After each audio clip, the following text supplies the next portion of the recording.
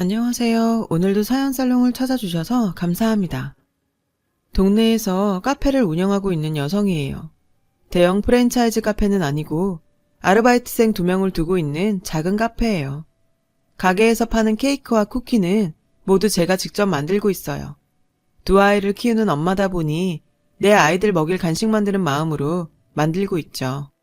솔직히 아이들을 키우면서 카페를 운영하는 건 쉬운 일은 아니에요. 다행히 제 경우는 애들 아빠가 퇴근 후 아이들을 돌봐주고 있어서 밖에서 일하는데 수월한 편이긴 해요. 다행히 아이들도 일하는 엄마를 많이 응원해주고 있고요. 저는 초등학교 5학년인 아들과 3살인 딸아이를 키우고 있어요. 딸아이는 올해 유치원에 들어갔죠. 아직 어려서 걱정을 많이 했는데 다행히 친구들과도 잘 지내고 적응도 빨라서 안심이 되더라고요. 작은 아이 하원은 주로 큰애가 맡아서 하는데 방과 후 유치원에 들러 카페로 데려오곤 하죠. 나이 차이가 많이 나다 보니 오빠 노릇을 톡톡히 한다니까요. 종종 사람들은 왜 그렇게 나이 터울이 지게 나왔냐고 묻곤 하는데요. 사실 거기엔 이유가 있어요. 이런 얘기를 꺼내기 조심스럽긴 하지만 저희 가족은 지금과 같은 형태가 되기까지 남다른 시간을 보내야 했어요. 그리고 그 시간들은 그리 행복한 기억은 아니었어요. 저희 아빠는 제가 10살이 되던 해 교통사고로 세상을 떠나셨어요. 하루아침에 가정을 잃은 우리 가족은 슬픔에 빠져있을 여유도 없이 냉혹한 현실에 맞닥뜨려야 했어요. 엄마는 여자 혼자의 몸으로 저와 언니를 키우시느라 고생이 많으셨죠. 다행히 저희 집 형편이 좀 괜찮은 편이었고 가해자로부터 합의금과 보험금까지 받아서 생활에 어려움은 없었어요. 가장은 이렇지만 드라마에 나오는 것처럼 하루아침에 집안 형편이 나빠지거나 하는 일은 없었어요. 하지만 한창 어리광을 부릴 나이였던 저는 아빠의 부재가 큰 상처가 되었어요. 중학생이던 언니는 큰딸이라 그런지 엄마 곁에서 씩씩하게 장례 절차도 돕고 집안일도 도우며 장녀 노릇을 톡톡히 해냈어요. 언니라고 아빠 이런 슬픔을 어른스럽게 참아낸 거죠. 하지만 저는 아니었어요. 고작 10살밖에 안 된 초등학생인데다 평소 아빠와 사이가 돈독했던 터라 상실의 아픔을 누구보다 크게 느꼈던 것 같아요. 저는 잘 기억이 나지 않지만 엄마 말로는 제가 실어증 증세도 보였다고 했어요. 발인 날에는 제가 너무 울어서 탈진하는 바람에 언니가 저를 내내 안고 있었다고 하더라고요. 시간이 약이라는 말처럼 엄마와 언니의 보살핌 속에서 저는 조금씩 슬픔에서 빠져나올 수 있었지만 아빠의 부재로 인한 후유증은 어린 제 가슴에 깊게 남아버렸어요. 현재 언니는 간호학과를 졸업한 뒤 간호사로 일하고 있어요. 엄마의 고생을 덜어준다고 일부러 취업이 수월한 직업을 선택한 거죠. 저는 요리와 베이킹을 좋아했어요. 그래서 식품영양학과에 입학을 했어요. 그때부터 저는 디저트 카페를 열거나 빵집 혹은 호텔에서 파티셔로 일하기를 꿈꾸었죠. 그래서 재학 중에 자격증도 미리 따두었어요. 저는 대학을 졸업하기 직전 호텔에서 인턴으로 일하게 되었어요.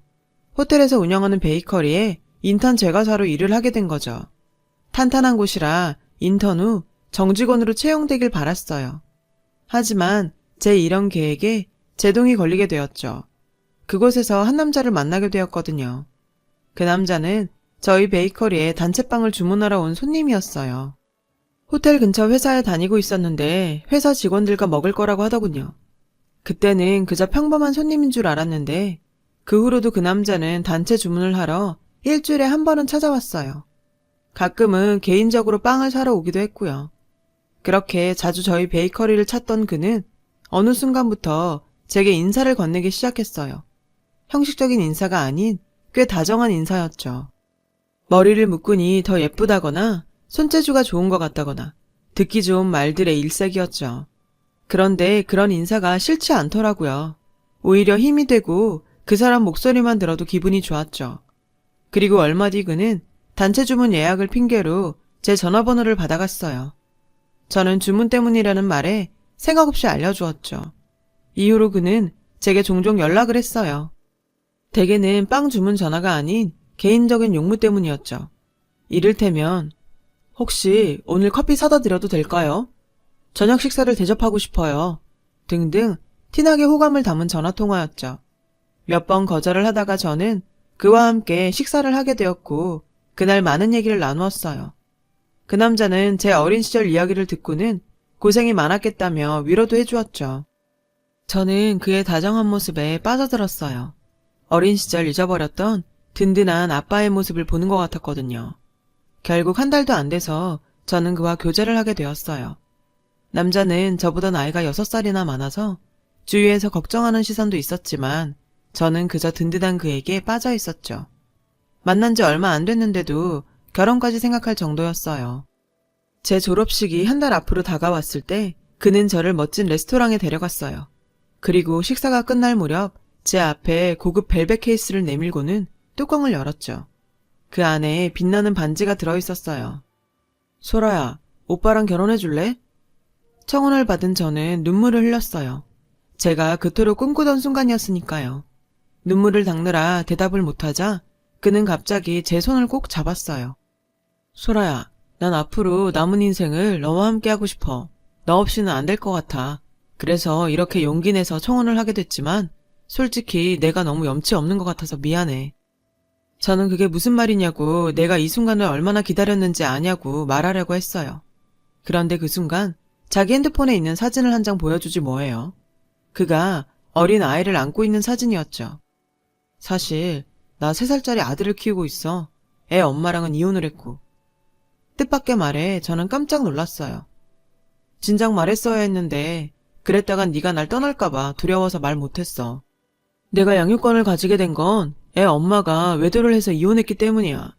그 후로 정말 아이만 키우면서 살려고 했는데 너를 만나고 새 출발하고 싶다는 욕심이 생겼어.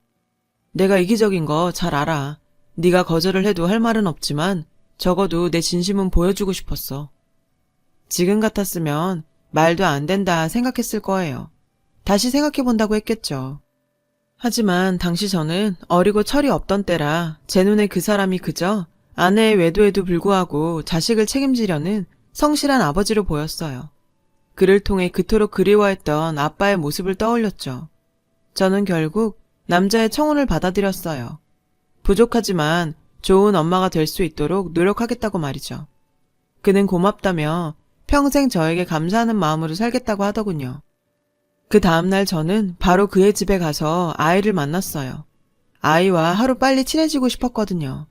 아이는 친할머니가 봐주고 계셨어요. 어머님은 그리 깐깐한 분은 아니었어요. 저를 보시자 어려운 결심을 해주어서 고맙다며 아들이 전처에게 받은 상처가 커서 평생 혼자 애 키우고 살지 않을까 걱정하셨다더군요. 그러시며 제게 정말 고맙다고 하셨어요. 이런 저의 결정에 저희 집은 한바탕 난리가 났어요. 엄마는 그 자리가 어떤 건지 알기는 하고 이런 결정을 했냐시며 머리를 싸매고 누우셨어요. 언니도 언니대로 충격을 받았고요. 그 얘기를 들은 남자는 하루가 멀다 하고 저희 집에 찾아와 저희 엄마와 언니를 설득했어요. 자신의 처지는 누구보다 자신이 잘 안다며 그래서 더더욱 저를 아끼고 보살피며 살겠다고 말이죠. 처음엔 거들떠도 안 보던 엄마는 솔직하고 한결같은 그의 모습에 조금씩 마음을 누그러뜨리셨어요. 그리고는 있는 그대로의 그를 봐주셨죠. 그리고 얼마 뒤 결혼을 승낙해 주셨어요. 남자의 아이는 3살이었지만 말도 어느 정도 했고 의사소통도 가능했어요. 저도 아이도 처음엔 어색하기만 했어요. 육아 지식이 없었던 저는 인터넷 검색을 통해 아이와 친해질 방법을 생각했어요. 퇴근하고 매일 찾아가서 같이 놀아주고 과자나 쿠키도 만들어주었죠. 결혼 준비를 하는 몇 달 동안 대부분의 시간을 아이와 친해지는 데 썼어요. 지성이면 감천이라고 하죠. 저는 결혼식 전에 아이에게서 엄마라는 소리를 들을 수 있었어요. 마음을 연 아이는 저를 잘 따랐어요. 엄마, 엄마 하며 저를 먼저 안곤 했죠. 그 모습이 그렇게 사랑스럽더라고요. 가족들과 지인들의 걱정 속에 저는 결혼식을 무사히 마칠 수 있었어요. 남편도 남편이지만 저는 아이가 너무 예뻐서 이런 아이를 두고 바람을 피운 친모가 용서가 안 되더라고요. 저는 남편과 아이가 살던 집에 들어가 신혼살림을 시작했어요. 베이커리에서는 인턴 기간이 끝나고 정직원으로 전환을 시켜준다고 했지만 저는 육아를 위해 일을 그만두었어요. 지금 생각해보면 참 바보 같은 짓이었죠. 하지만 당시엔 그만큼 아이가 좋았고 꿈꾸던 결혼 생활에 취해 있었거든요. 아이는 날이 갈수록 제게 애착을 보였고 다른 아이들 앞에서 보란듯이 제 손을 잡아 끌며 엄마라고 부르곤 했어요. 그 모습을 보니 제 어린 시절이 떠올라 마음이 짠하더라고요. 처음에는 아이를 어색해하던 엄마와 언니도 시간이 지나다 달라지더군요. 언니는 조카 바보가 되어 아이를 위해 선물 공세를 이어갔죠. 그때까지만 해도 저는 제가 행복한 가정을 꾸리고 있다고 생각했어요. 그래서 스스로 뿌듯하기도 했죠. 하지만 그런 꿈 같은 생활은 결혼한 지 1년도 채 안 돼 무너지고 말았어요. 제가 이혼을 하게 되었거든요. 이혼 사유는 어이없게도 남편의 외도였어요. 결혼하고 7개월 정도 되었을 때 우연히 남편 핸드폰을 보게 되었어요. 그리고 그 순간 막장 드라마에나 나올 법한 상황이 전개되었죠. 남편의 핸드폰에는 하트 이모티콘으로 장식된 연락처가 있었고 그 번호로 주고받은 문자를 보니 기가 차서 말이 안 나올 지경이더라고요.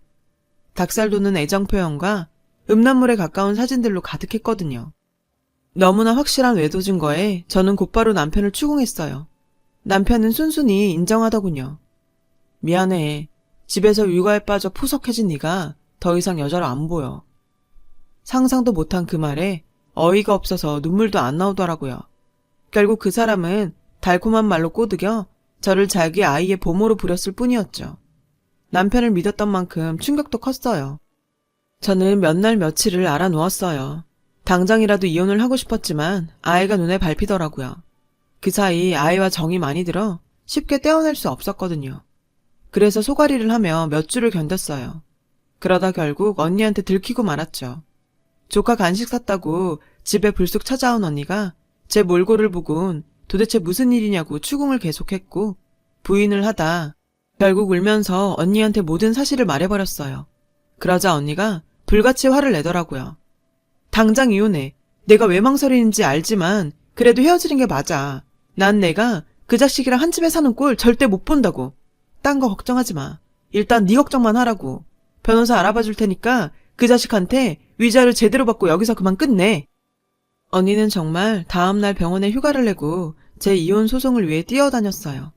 뒤늦게 사실을 알게 된 엄마는 땅을 치시며 후회하셨죠. 그때 끝까지 말렸으면 이런 일은 없었을 거라면서 당신 잘못이라고 목 놓아 우셨어요. 저로 인해 엄마와 언니가 힘들어하는 모습을 보자 그동안 내가 얼마나 무르게 살았는지 알겠더라고요. 그래서 마음 독하게 먹고 이혼 소송을 진행했어요. 남편이 유책 배우자였기 때문에 위자료를 받고 이혼할 수 있었어요. 하지만 제게 양육권이 없었기에 아이와는 이별을 할 수밖에 없었죠. 이혼이 성립되고 제가 집을 나오던 날 아이가 저한테 매달리며 자기도 엄마 따라 가겠다고 엉엉 우는데 어찌나 마음이 아프던지 눈물을 참느라 아이와 작별 인사도 제대로 못하고 서둘러 집을 나와야 했어요. 결혼을 하고 직장을 그만둔 상태여서 1년 만에 다시 직장을 구해 일을 시작했어요. 호텔로 돌아가지는 못하고 동네에 있던 빵집에 취직을 하게 되었죠. 저는 한동안 우울증에 시달려야 했어요. 한때는 일상생활이 힘들 정도였어요. 악몽도 자주 꾸고 툭하면 울기도 했죠. 그런 제 모습을 보던 언니는 심리상담을 권유했어요. 처음에는 사양했는데 점점 심해져서 결국 상담을 받게 되었어요. 1대1 상담도 받고 때로는 그룹 상담도 받았어요. 처음엔 도움이 될까 했는데 어느 순간부터 속마음을 터놓게 되면서 마음속 응어리가 조금씩 풀리는 것 같았어요. 그래서 적극적으로 참여했죠. 그룹 상담을 받다가 그곳에서 한 남자를 만나게 되었어요. 저보다 4살 많은 그는 몇 년 전 친누나를 떠나보낸 뒤 지켜주지 못했다는 죄책감에 힘들어서 상담치료를 받고 있다고 했어요. 사인은 심장마비였어요. 그것도 과로로 인한 심장마비였죠. 몸 안의 장기가 엉망이었어요. 특히 소화기관은 다 망가져 있었죠. 누나의 괴로움을 알아주지 못했어요. 한동안 자괴감에 빠져서 일상생활도 힘들고 사람 만나는 것도 힘들었어요. 자포자기하는 심정으로 여기 왔는데 많은 분들의 위로에 많이 울었어요. 남자는 눈시울을 붉히며 말했어요. 그 남자는 상담을 거의 마치고 수료를 앞두고 있었어요. 짝을 지어 상담하는 시간에 저는 그와 짝이 되었고 조심스럽게 제 사연을 털어놓게 되었어요. 제 얘기를 들은 그는 제 손을 잡고 저를 안아주더군요. 그리고는 촉촉한 눈으로 제게 그러더라고요. 잘 견뎠어요. 용기 내서 이렇게 나와주어서 고마워요. 살아줘서 고마워요. 그 말에 저도 모르게 눈물이 흘렀어요. 살면서 누군가에게 이렇게 진심 어린 위로를 받게 될 줄은 몰랐거든요. 그날 우리는 연락처를 교환했고 밖에서 둘이 따로 만나기로 했어요. 그렇게 만남을 이어가다 보니 서로에게 호감을 가지게 되었고 자연스럽게 연애를 하게 되었죠. 사실 조금 두려웠어요. 이번에도 상처를 받게 되면 어쩌나 두려웠거든요. 하지만 평생을 남자에 대한 트라우마를 안고 살 수는 없다는 생각이 들었어요. 그래서 용기를 내어보기로 했죠. 그는 절 많이 배려해 주었어요. 이전의 아픔을 다 지울 수 있을 만큼이요. 그리고 1년이 거의 다 되어갈 무렵 저는 그에게 청혼을 받았어요. 그런데 그가 뜻밖의 말을 꺼내지 뭐예요. 부탁하고 싶은 게 있어. 누나가 죽기 전에 남긴 아이가 있거든. 지금은 누나 전 남편이 키우고 있는데 자기만 허락한다면 내가 키우고 싶어. 강요하는 건 아니야. 네가 원하지 않으면 우리 부모님이 키우셔도 돼. 애 얼굴도 안 보여줘서 부모님이 상심이 크거든. 그래서 조카를 데려오려고 소송을 할 생각이야. 그러자면 법정 공방도 있을 테고 많이 소란스러워질 거야. 난 자기가 그걸 이해해줬으면 하는 마음에서 얘기하는 거야. 미안한 마음에 힘겹게 얘기하는 그를 보니 제 마음도 편치 않았어요. 당연히 해야지. 엄연히 손주인데 얼굴도 못 보고 사는 게 말이 돼? 소송 당장 진행해. 나도 도울게. 그렇게 우리는 결혼 준비와 법정 싸움을 동시에 진행하게 되었어요. 결혼식을 한 달 앞둔 어느 날이었어요. 법원 출석 날짜가 잡혔어. 저는 법원에 같이 가겠다고 했어요. 저는 법정 뒤쪽에 자리를 잡고 앉았어요. 잠시 뒤 신우이의 전 남편이 들어왔어요. 그 순간 저는 입을 틀어 막았어요. 법정에 들어온 그 남자는 다름 아닌 제 전 남편이었거든요. 제가 충격에 빠져 있는 동안 제 약혼자는 판사 앞에서 열변을 토했어요. 자신의 누나는 남편의 외도로 우울증에 시달렸으며 양육권을 얻으려 밤낮 없이 일하다가 심장마비로 죽었다고 말이죠. 현재 친부가 아이의 양육권을 가진 상태로 외삼촌인 자신과 외조부모의 접견을 맡고 있어서 몇 년째 얼굴조차 못 보고 있어서 이렇게 소송을 진행하게 되었다고 말했어요. 그러자 전 남편이 반론하더군요. 제 전 아내는 산후우울증이 심했습니다. 제가 아기를 신경 쓰느라 아내를 돌보지 못한 것은 잘못했지만 외도라뇨? 제가 외도를 했다는 증거가 있습니까? 약혼자는 자신의 누나가 이혼 전에 저 인간의 외도에 대해 얘기하며 힘들어했다고 항변했어요. 그러자 전 남편이 뻔뻔한 낯짝으로 물증을 대라고 소리치더군요. 그날의 재판은 별 소득 없이 끝이 났어요. 재판이 끝나자 전 남편은 쌩하니 법정을 나가버렸어요. 제 약혼자는 축 처진 어깨로 제게 다가왔죠. 변호사 말이 물증이 없으면 어려울 거라고 하더군요. 그리고 2주 뒤 재판이 재개되었어요. 법정에 들어가니 전 남편이 저를 보고는 기겁을 하더군요.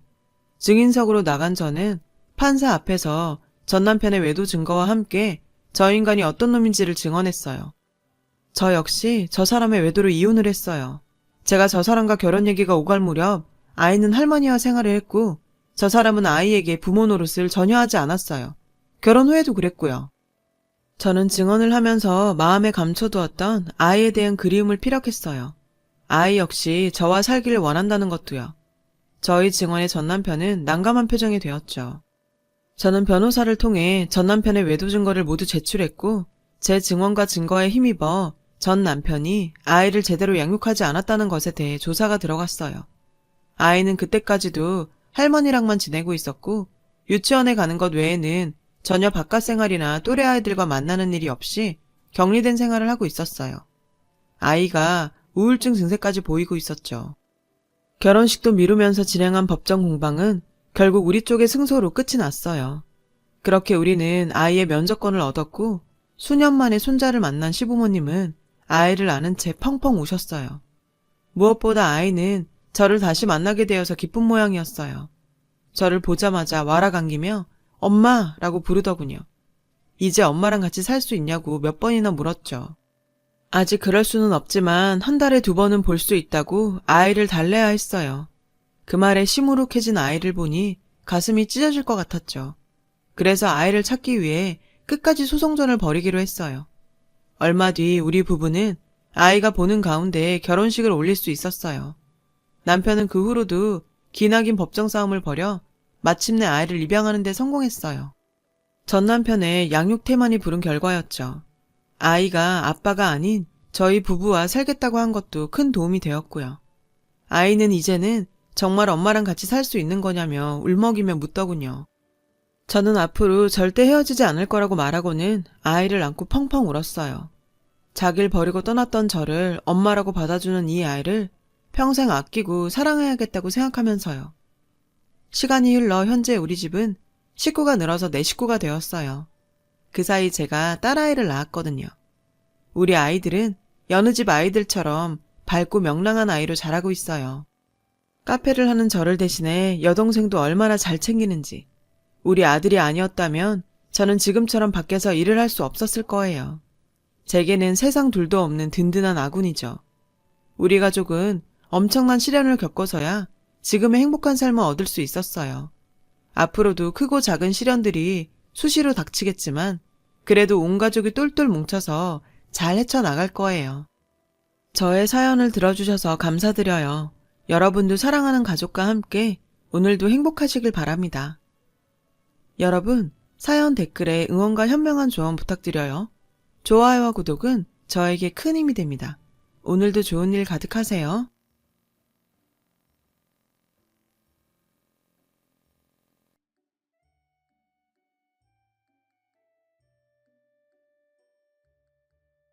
안녕하세요. 오늘도 사연 살롱을 찾아주셔서 감사합니다. 저는 초등학교에서 아이들을 가르치고 있는 40대 여자예요. 결혼한 지 8년 차에 접어들고 있고 남편은 사립중학교에서 수학을 가르치고 있어요. 저와 남편은 노량진에서 임용고시를 준비하며 만났어요. 그때의 인연이 부부의 인연으로 이어졌고 저는 남편의 바르고 교사로서 아이들을 좋아하는 모습에 호감을 갖게 됐죠. 저는 사실 보람보다는 안정적인 직업으로 교사직을 택한 케이스였거든요. 그런 저에게 남편은 같은 교사로서 좋은 자극을 주는 존재예요. 그런 저지만 저에게는 정말 특별한 제자가 한 명, 아니 한 분 계세요. 바로 저희 시어머니신데요. 이번 기회에 저희 시어머니 자랑을 좀 하고 싶어서 이렇게 사연글을 보내게 되었어요. 결혼 전 남편의 집은 가부장적인 분위기와 남편의 위로 누나가 3명이나 있다는 점을 빼고는 마음에 걸리는 부분이 없었어요. 지금 생각하면 저도 경험이 없다 보니 깊이 생각하지 않은 것 같아요. 남편은 시어머님이 30살에 낳은 막둥이에요. 누나들은 그런 남편을 마치 자기 아들처럼 생각했고 집안의 장손이라며 뭐든 남편을 1순위로 생각했어요. 문제는 바로 제가 신혼여행을 다녀온 날 저녁부터 시작됐어요. 저녁때가 다 돼서 시댁에 도착한 저는 거실에 차려놓은 음식상을 보고 조금 이상하다고 생각했어요. 거실에 밥상이 2개 놓여 있었는데 크기가 한눈에 봐도 차이가 났거든요. 그리고 그 밥상 크기만큼 상차림도 차이가 나는 것 같았어요.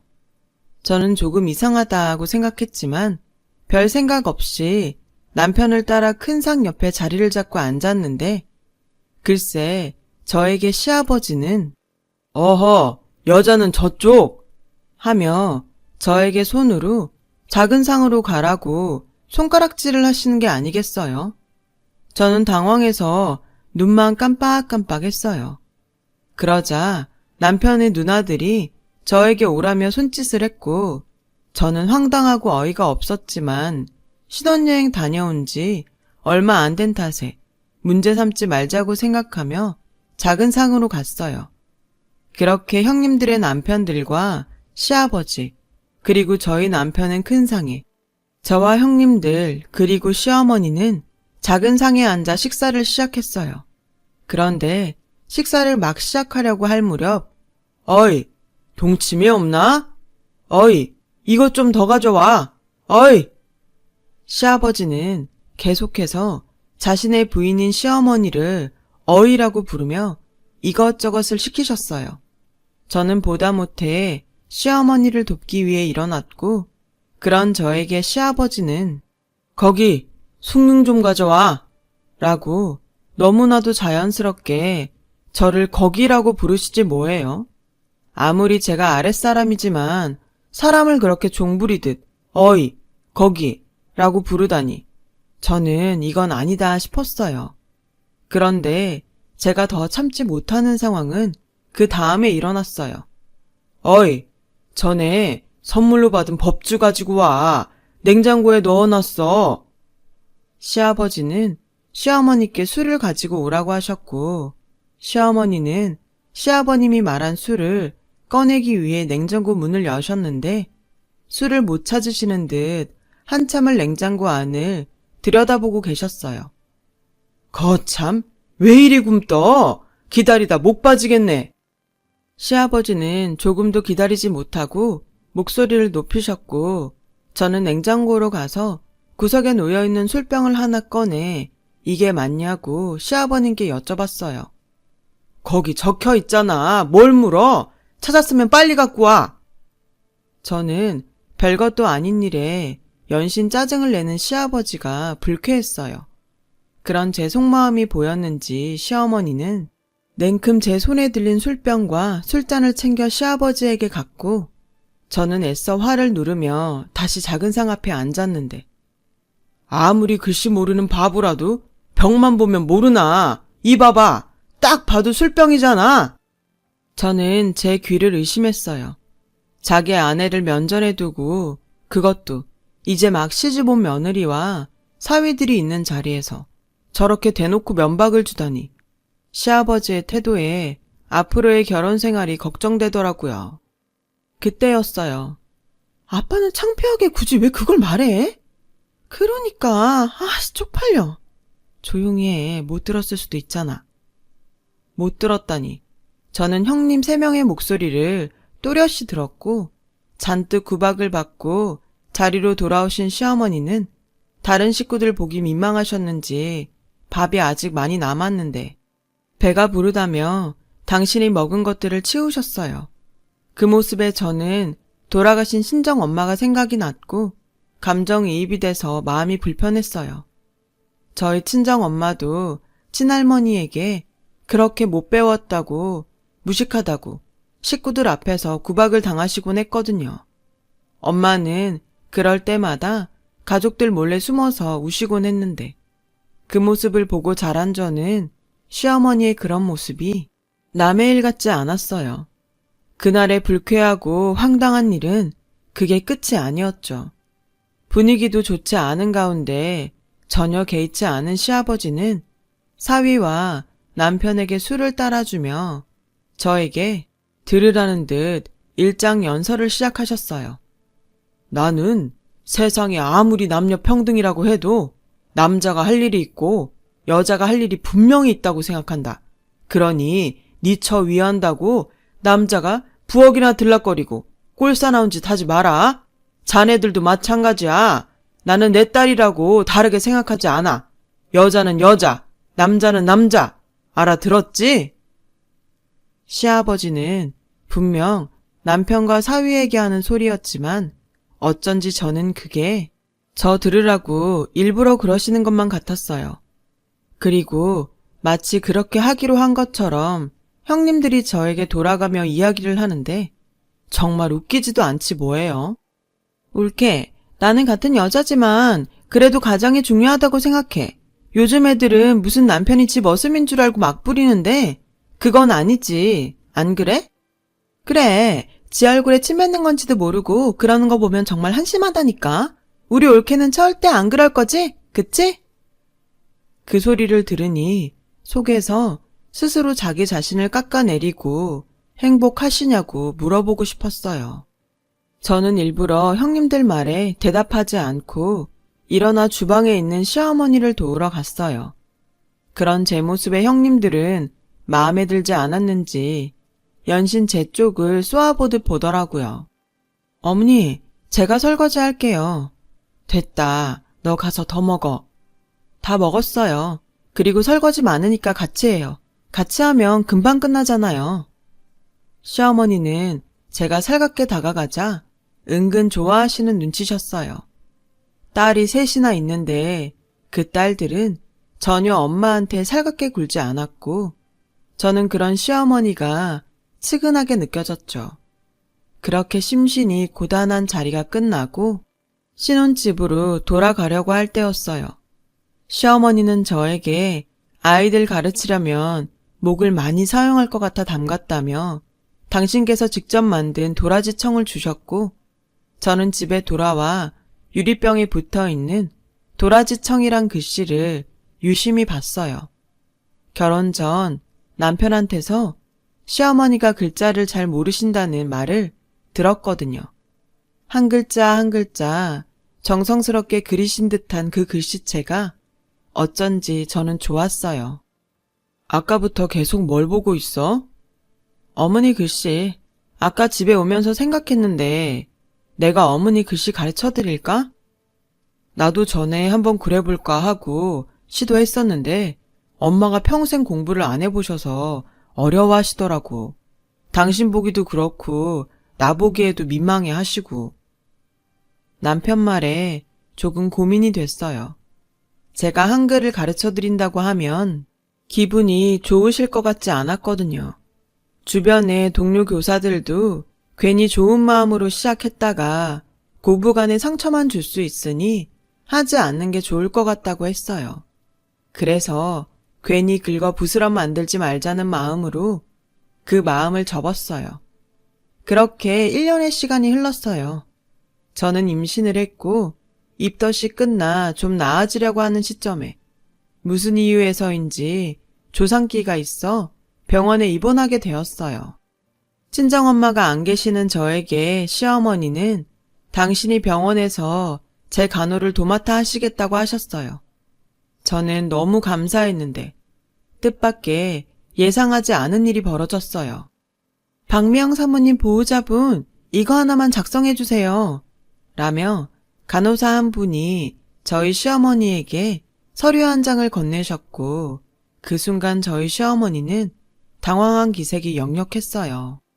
저는 재빨리 제가 적겠다고 달라고 말하려고 했는데 소식을 듣고 큰형님이 병실로 왔고 시어머니는 마치 구세주를 만난 것처럼 큰형님에게 네가 이거 좀 써라 라고 서류를 냉큼 넘기셨어요. 그리고는 민망하다는 듯 음료수를 사오겠다고 병실을 나가셨는데 제가 자고 있다고 생각했는지 아님 아무 생각이 없는 건지 큰형님은 진짜 내가 창피해서 살 수가 없네. 병원에서 까막눈이라고 소문낼 일 있어? 이럴 거면서 뭐하러 병원에 있겠다고? 무식하면 용감하다더니 하고 서슴없이 말했고 시어머니는 지갑을 두고 갔다며 들어와서 그 이야기를 다 듣고 말았어요. 딸 눈치를 보며 지갑을 다시 갖고 나가는 시어머니를 보니 저는 마치 며느리가 아닌 딸처럼 기분이 상했고 정작 자기가 딸이면서 저렇게 자기 엄마를 무시하는 형님의 태도가 정말 이해가 가지 않았어요. 어떻게 자기 엄마한테 저렇게 할 수가 있을까? 소름이 다 돋더라고요. 그리고 그날 저녁 병원으로 와 시어머니와 교대한 남편에게 낮에 있었던 일을 이야기했고 저는 남편에게서 정말 기가 막힌 시어머니의 사연을 듣게 되었어요. 시어머니는 원래 시댁의 식모로 일을 하셨대요. 그것도 지금은 상상할 수 없는 9살의 나이로요. 시어머니의 집이 너무나도 가난해 굶어 죽는 것보다 남의 집 식모살이라도 하면서 끼니라도 해결하라고 시어머니의 아버지는 그렇게 자신의 딸을 남의 집 식모로 보내신 거예요. 손이 귀한 시댁은 자식이라곤 시아버지 혼자밖에 없었고 워낙에 귀하게 오냐오냐 자란 탓에 남자로 태어난 게 무슨 벼슬이라도 되는 듯 그렇게 항상 기고만장하게 사셨다고 하더라고요.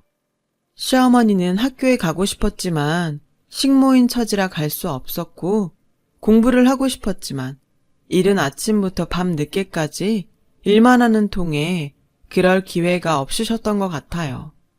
그렇게 시어머니는 시댁에서 식모로 10대와 20대를 보냈고 그 무렵 장가를 간 시아버지는 첫째 부인이 계속해서 아들을 낳지 못하고 딸만 낳자 자신의 어머니와 합세해 부인을 내쫓다시피 하셨대요.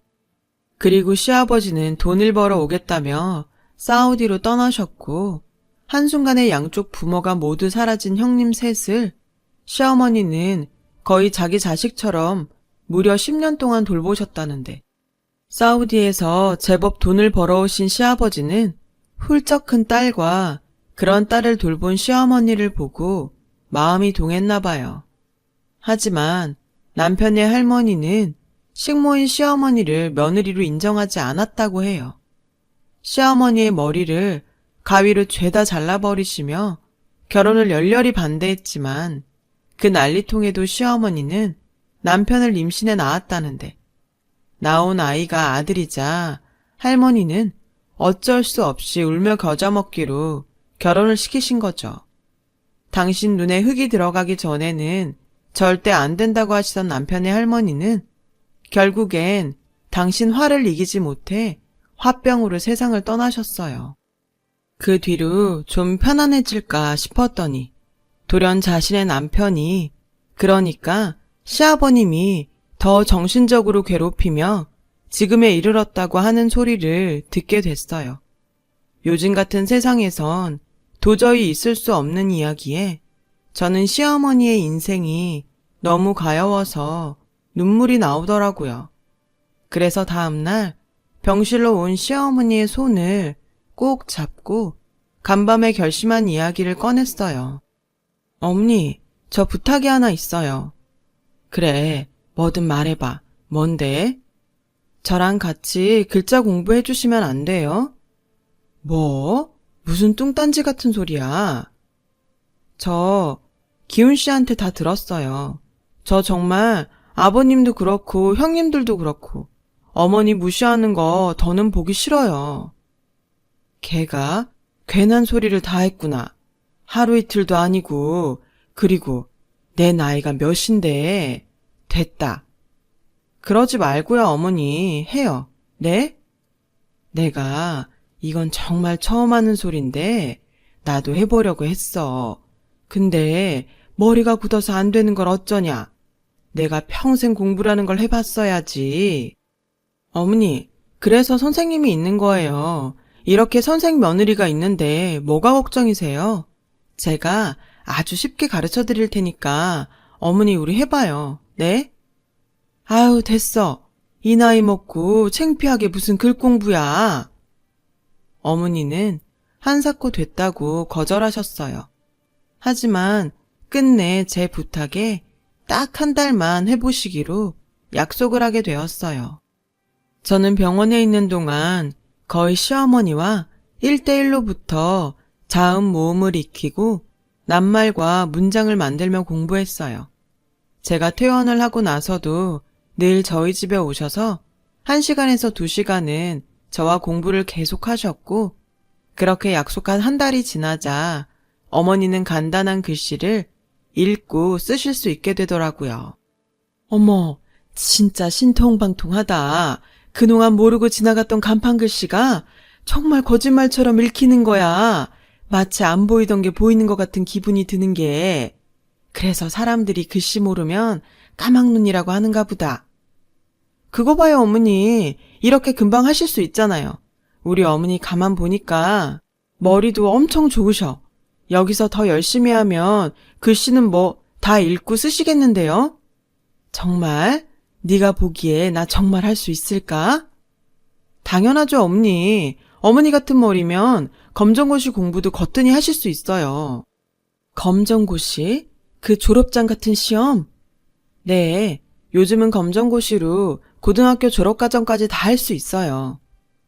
학교를 다니지 못해 늘 한이었던 시어머니는 제가 말한 검정고시라는 말에 가슴이 뛰는 것 같다고 하셨어요. 예전엔 그저 남들처럼 글만 좀 읽고 쓰면 좋겠다고 생각했는데 학력을 가질 수 있다는 말에 시어머니의 눈가의 주름 옆으로 초롱초롱한 눈빛이 보였어요. 그 후 저희 시어머니는 처음으로 공부다운 공부를 시작하셨어요. 그리고 공부에 완전히 빠지셨고 어릴 때 배우고 싶었지만 못 배운 서름을 폭발하듯 밤이면 돋보기를 끼시고 눈이 빠지게 검정고시 공부를 하셨죠.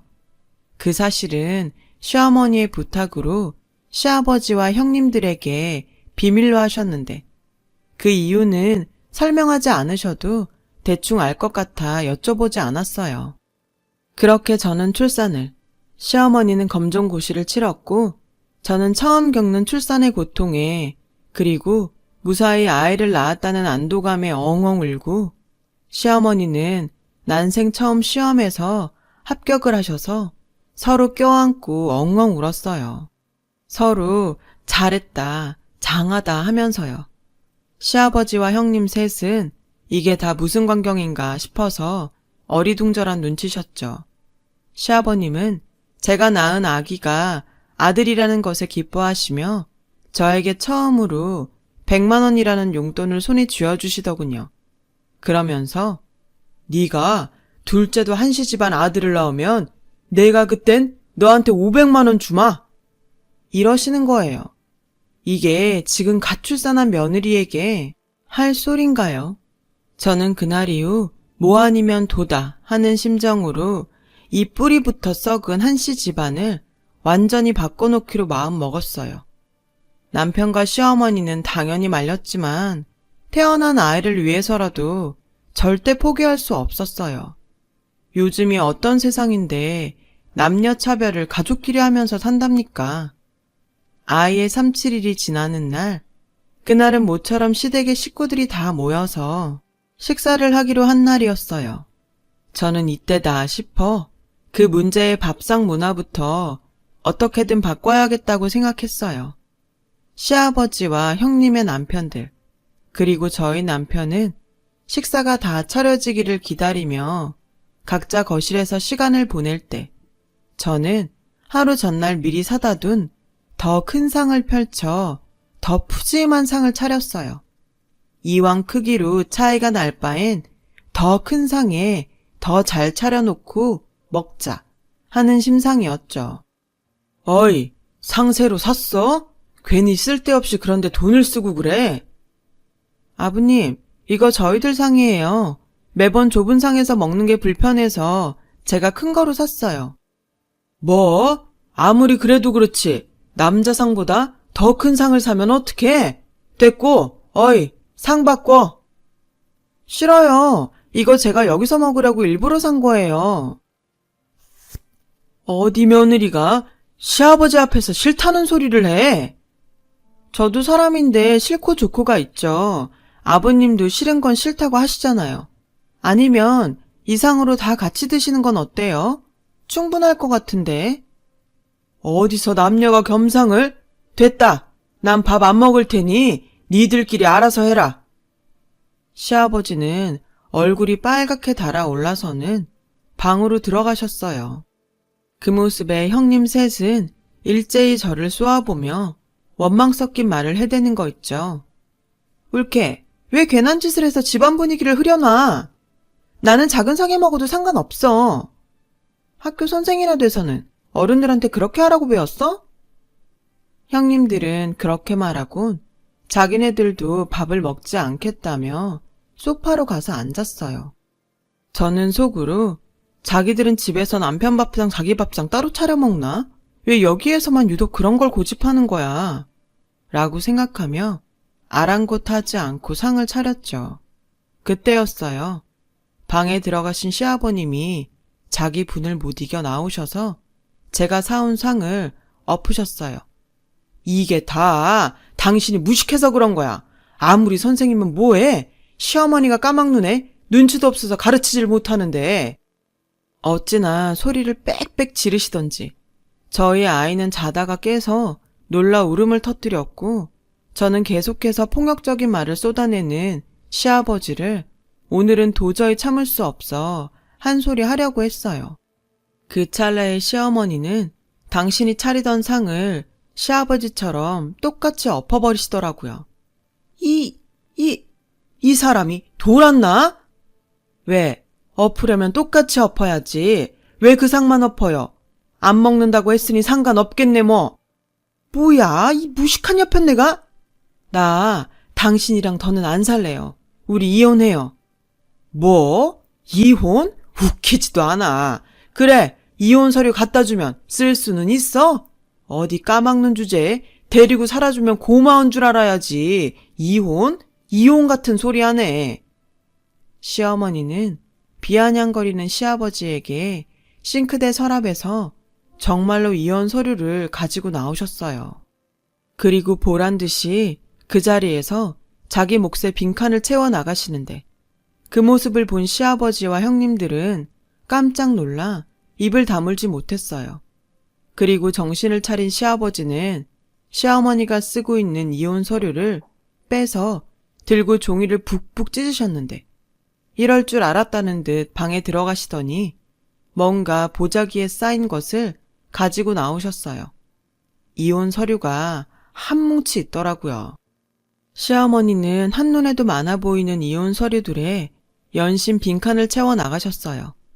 반복적으로 종이를 찢어버리시는 시아버지와 계속해서 새로운 이혼 서류에 빈칸을 채우시는 시어머니.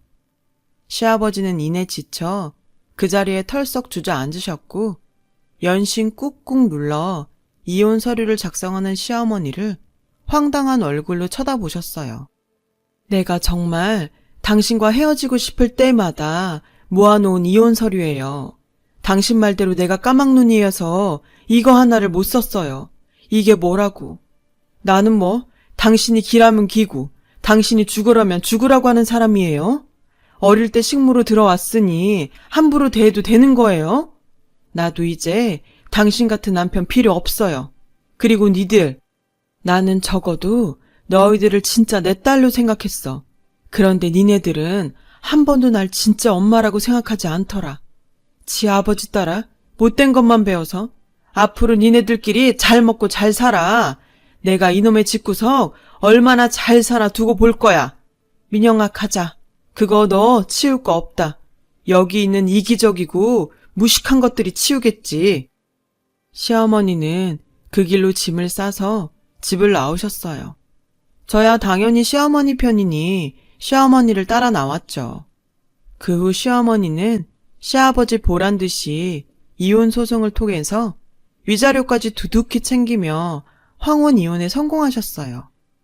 남편은 굳이 이혼까지 하셔야 하냐며 시어머니를 말렸지만 저는 시어머니의 선택을 지지했어요. 누군가는 집안에 며느리가 잘못 들어와 시부모님을 갈라서게 했다고 손가락질할지도 모르지만 저는 시어머니가 자신의 행복을 위해 용기를 내신 것에 오히려 감동을 받았어요. 집을 나오신 시어머니는 저희 집에서 지내시며 저희 아이 육아도 도와주시고 다음 공부를 이어가셨어요. 힘드시니 천천히 하자고 해도 한사코 다음 과정을 패스해야 한다고 그 열의가 정말 말도 못했어요. 그 결과 시어머니는 3년 만에 목표하던 고등학교 과정을 모두 끝내셨어요. 중간에 불합격을 받은 날도 있었지만 시어머니는 끝까지 포기하지 않으셨고 마지막 검정고시에 합격하는 날 평생의 한을 풀었다고 제 손을 붙잡고 펑펑 우셨어요. 저도 덩달아 어찌나 울었던지 다음날 출근해야 하는데 눈이 너무 빨개서 창피할 지경이었죠. 전 시어머니에게 늦지 않았으니 지금이라도 이루고 싶은 꿈을 꾸시라고 말했어요.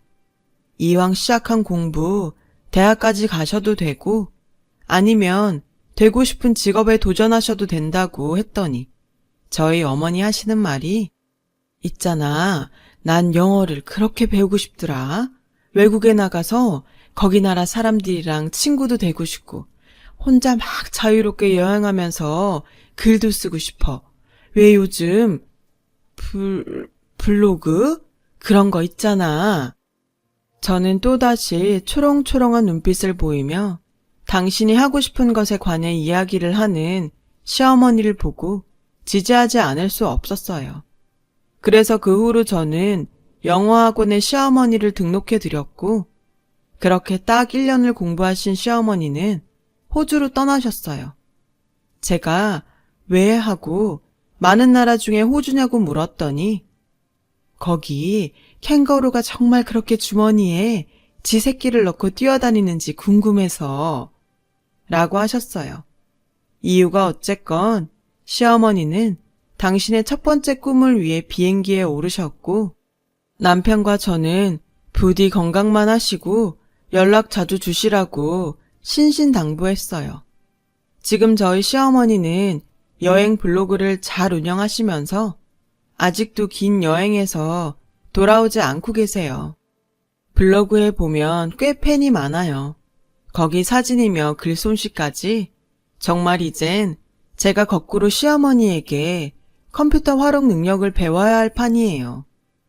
저는 저희 시어머니를 보며 나이는 정말 숫자에 불과하구나. 꿈을 꾸는 사람이 이루는 거구나 하는 진리를 다시금 깨달아요. 아, 그리고 얼마 전 저희 시아버지는 가지고 계시던 당뇨와 고혈압, 고지혈증 등등의 지병으로 남은 재산을 털어 요양원에 자진해서 입소하셨어요. 시어머니가 집을 나가고 형님들도 발길을 뚝 끊었고 결국 외롭게 당신의 말년을 요양원에서 보내시는 시아버지를 보면 정말 사람은 마음보를 착하게 먹어야 한다는 생각을 하게 되네요. 부디 저희 아들은 할아버지를 닮지 말고 할머니를 닮길 바라며 지금까지 저의 긴 이야기 들어주셔서 감사합니다. 여러분 모두 행복한 꽃길만 걸으세요. 여러분, 사연 댓글에 응원과 현명한 조언 부탁드려요. 좋아요와 구독은 저에게 큰 힘이 됩니다. 오늘도 좋은 일 가득하세요.